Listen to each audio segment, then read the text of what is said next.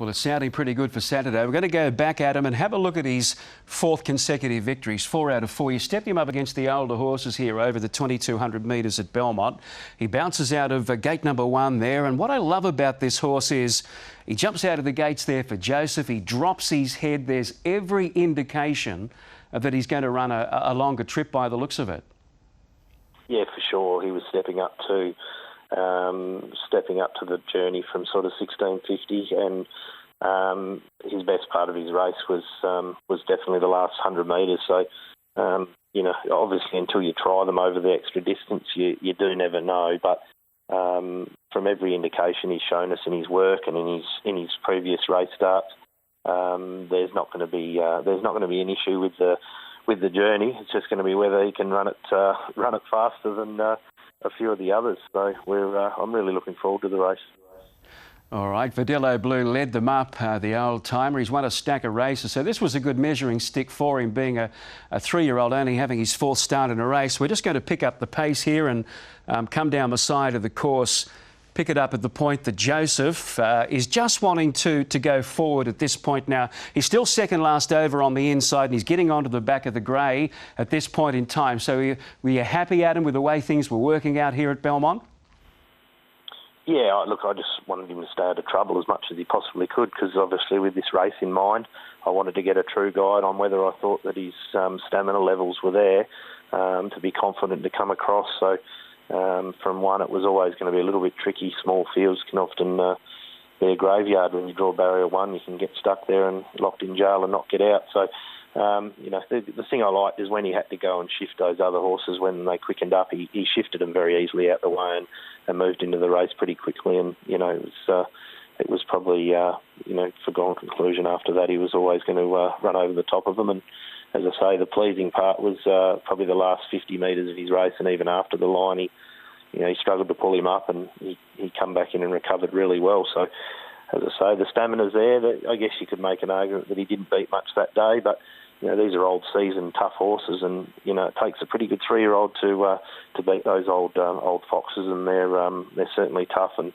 he did it with a fair bit of ease. And as I say, hopefully Saturday it's run genuine, and they'll sort of separate the boys from the men the last 400 metres. And I think this guy will be right in the mix. Adam, after that, you gave him a barrier trial a couple of weeks ago, and we're going to bring that trial to you here. This was at Lark Hill over the 1,450 metres. He jumped out of the gates on level terms with them. We'll point him out for you here, folks, before we go any further. He's not hard to find. He's back there, and you'll note that in this field here, it's quite a good-sized field for a trial, but they didn't really go along at a very strong gallop. He was just a little bit keen in the early part. And then Adam, he dropped the bit, got to the outside, and I thought he won this trial absolutely beautifully. Again, I don't know what he beat here, but just the style in which he did it. He's got a lovely loose action on him, and he was cruising over the wire.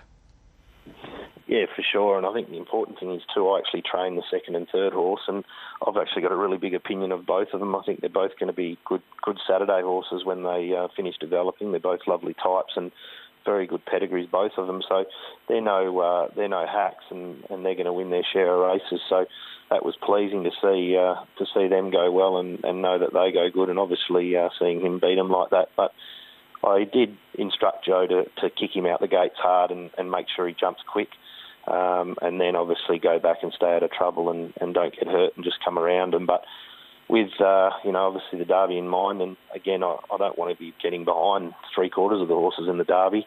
I wanted to make sure that we had that in our itinerary if we needed it, to give him a kick out the gates and hold up a spot, which he has been able to do in his races in the past, but more so obviously over here we won't be letting him get too far in front of us. So you think he might be able to take up a more prominent position than what we're used to seeing with this guy? Definitely, yeah. He'll hold a spot on Saturday. He won't be getting back further than probably 4th or 5th. And, obviously, depending on how the tracks are playing and things like that, we've got all day to have a look. But, I don't want to be getting too far back on the fence and having to make up too much ground. And I think, the 2 or 3 other chances, I think, in the race will be a bit more positive.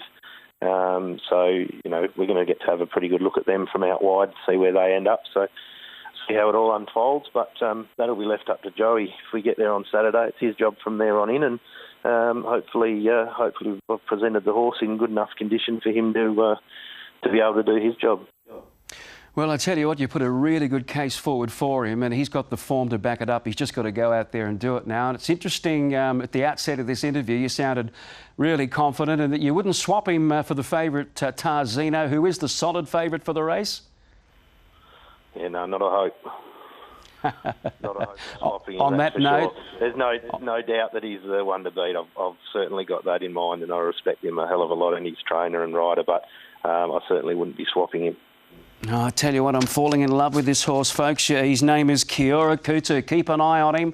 On Saturday, we'll all be cheering for him. Adam, well done to get him this far. It sounds as though he's in good order.